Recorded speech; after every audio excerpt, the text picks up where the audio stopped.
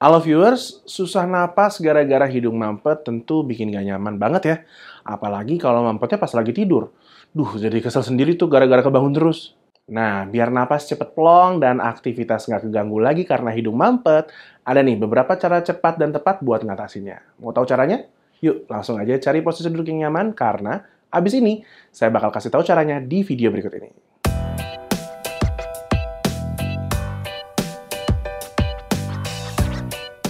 Halo, saya Dr. Abi dari Halo Dokter. Jadi, hidung tersumbat atau hidung mampet adalah kondisi saat aliran udara di salah satu atau kedua lubang hidung terhambat karena adanya peradangan pada rongga hidung.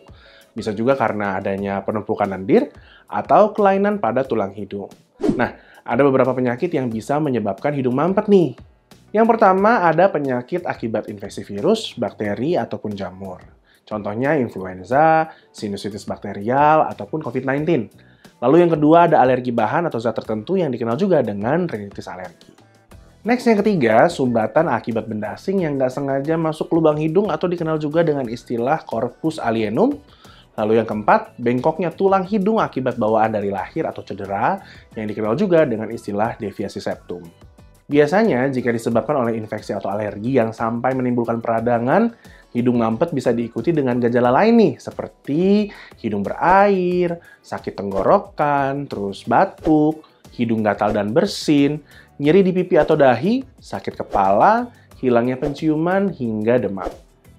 Nah, kalau nggak ada kondisi khusus seperti sistem kekebalan tubuh yang lemah, biasanya hidung tersumbat bisa sembuh sendiri dalam waktu 1-2 minggu. Tapi, memang proses pemulihan ini mungkin akan membuat kamu merasa nggak nyaman nih.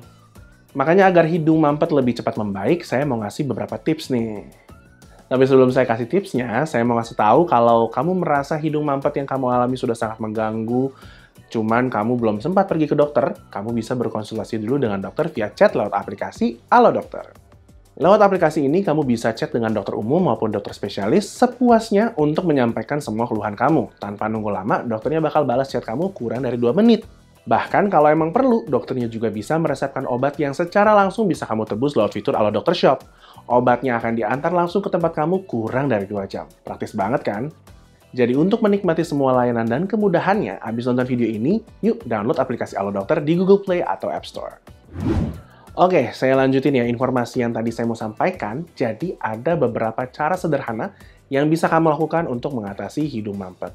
Cara pertama untuk mengatasi banyaknya lendir yang membuat hidung kamu jadi mampet adalah dengan mencoba cuci hidung dengan larutan salin atau produk khusus cuci hidung yang praktis digunakan.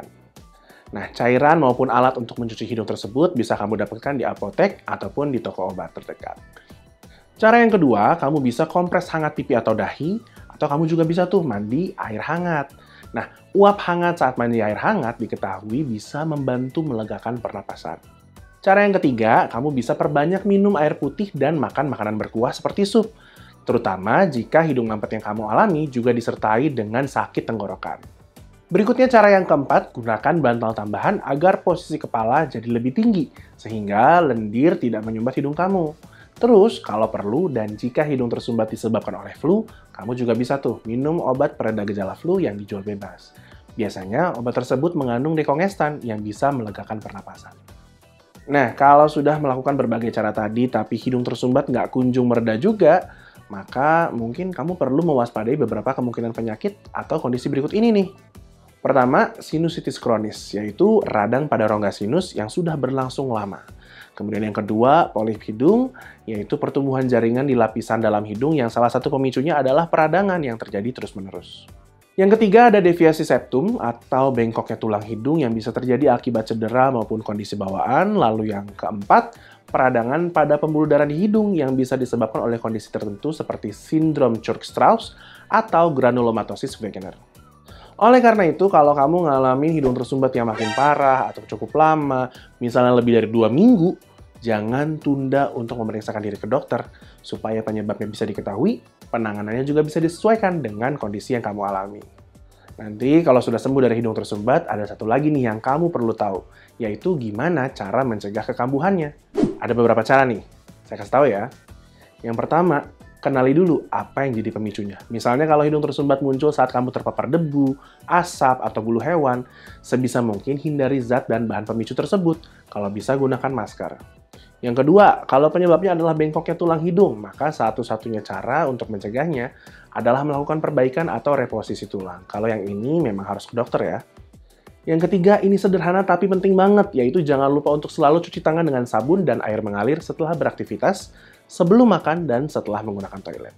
Yang keempat, mengonsumsi makanan yang bernutrisi, minum air yang cukup, olahraga yang rutin, tidur yang cukup, dan jangan merokok. Sekarang gimana nih? Halo viewers, udah lebih tahu kan cara yang tepat dan cepat untuk mengatasi hidung tersumbat? Semoga informasi ini bermanfaat ya buat kamu yang lagi nonton. Terus, biar makin banyak yang tahu soal informasi ini, jangan lupa buat share sebanyak-banyaknya ke keluarga atau kerabat. Ya kan? Kali aja mereka ada yang ngalamin hidung mampet juga.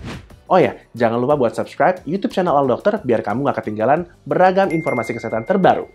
Oh ya, kalau kamu punya saran mengenai topik kesehatan menarik lainnya untuk dibahas sama saya atau teman-teman dokter lainnya, langsung aja tuliskan di kolom komentar di bawah. See you all viewers, dan jangan lupa untuk selalu hidup sehat bersama Halo Dokter.